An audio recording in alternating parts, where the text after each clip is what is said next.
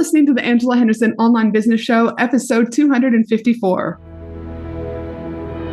Hey there, you amazing human, and welcome to the Angela Henderson Online Business Show, the podcast that is designed for female entrepreneurs who want to make more money in a way that is in alignment for them. If you're looking for practical advice, proven strategies, and expert insights to help you navigate the challenges of growing your business, then you've come to the right place. Welcome, my friend.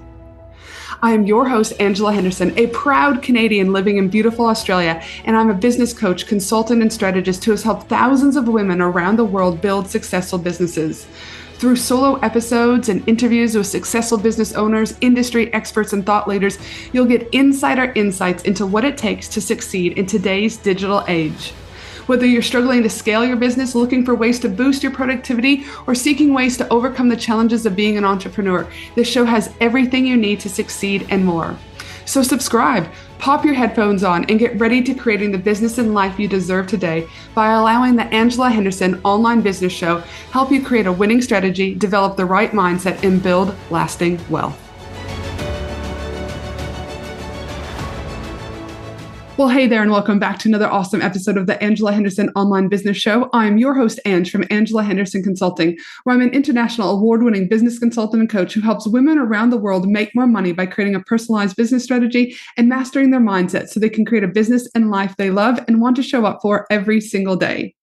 Today is an Ask Ange episode where I'll be answering a question from one of my listeners.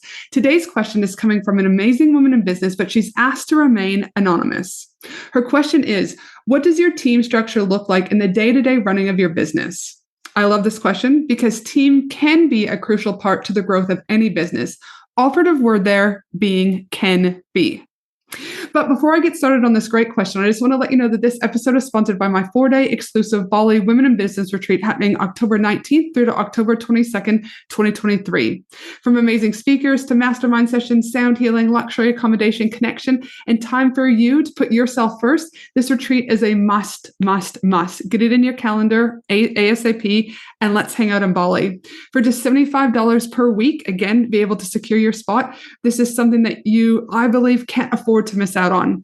It is an opportunity for you to grow inside, outside, spiritually, and within your business, and to find you again and what it is that you actually want in life.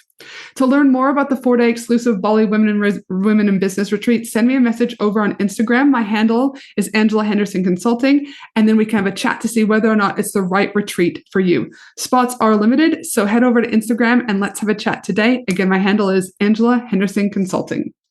Now, let's get into answering my listener's question. Again, the anonymous person asks, what does your team structure look like in the day-to-day running of your business? The first thing I want to say is this. I started my first business, Finley and Me, which was an e-com toy store back in 2010. So I've been in business for almost 13 years. So when I talk about my team, I don't want you to freak out because you don't have a team yet, or you might have a team, but it doesn't look like mine. Remember not to compare your chapter 1 with someone else's chapter 30.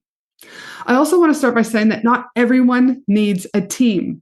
I know, gasp. You heard correctly. Not every business owner needs a team, but on the internet, you're probably getting fed on your news feed, podcasts, etc. Build a team. It's the only way to grow your business. And this simply isn't true. Now, I also want to clarify that I have my day-to-day running team, but I also have contractors that do major parts of my business that aren't day-to-day in contact with me. So I'm going to break down both of these for you. Also, what I do often say in business is don't overcomplicate things. And so my business structure is quite simple. All right. And it's this. There's me at the top of my organizational structure, the CEO, and directly under me is my online business manager, who is Shireen. My online business manager, who's directly under me, she works 10 hours per week. Directly underneath Shireen is Melissa, my marketing coordinator, who manages my funnels, email marketing, and ads, and she works for 10 hours per week. And the last person on my day-to-day direct team is Rosabelle, who's my virtual assistant, and she manages my customer service side of things, inboxes, Canva creation, scheduling of social, and she works for me for 15 hours a week. I also want to note that I meet every Monday morning for an hour with Shireen to go over the operational side of things. And then I also meet every Monday morning directly after that with Shireen and Melissa, and we go over everything together that is in all of those roles. And then once a month, Shireen, Melissa, Rosabelle, and I will meet together so that everyone is included in those team meetings. And we also have quarterly meetings too, in order to review and reflect what's been working for us in the last quarter, but also to look at the forward thinking for our next quarter and what we're keeping and what we might be letting go of. And that's it with the day-to-day running of my team. Shireen, online business manager, Melissa, marketing coordinator, and Rosabelle, my virtual assistant. Now, still part of my organizational structure, but sitting to the side are my external contractors, which include, I've got an SEO specialist who does all my SEO. I've got a web developer who is currently building out a new website, but also does my monthly maintenance. I've got a podcast specialist who produces both of my weekly shows. I've got an accountant who oversees the bigger picture of the business from a financial point of view. I've got my bookkeeper team who does all my invoices, super, payroll, etc. And then I also have a Pinterest specialist starting in quarter 2, where she'll be doing my organic and paid Pinterest strategy for the next quarter. The people on the day-to-day running of team and also my contractors are people who specifically fill a need in my business and they have their clear zone of genius outlined. By allowing them to focus on their zone of genius, this then frees up my time to work with my one-on-one clients, my mastermind clients, think bigger picture, run my live events in Bali and Australia, etc. So if you're looking at starting to grow your team, I'd encourage you to map out your organizational structure first. Explore next the day-to-day tasks that you're doing, what you're good at, what you're not good at. And from there, I would personally hire one person at a time. Why? Because as you hire people, they'll be able to help you document your SOPs, which is your standard operating procedures, and help you to create systems for the growth of your business. And this takes time. And this is where I see business owners want to skip the stage. They want to skip this stage. And when they do, all hell typically breaks out because you still carry all that knowledge in your head. And if someone quits and you don't have your SOPs done and your systems in place, guess what? Everything falls back on you. But because business owners want to skip the stages and not get their SOPs and systems in place, it's actually a big risk. So be patient with building your team. Let me repeat that. Be patient with building your team.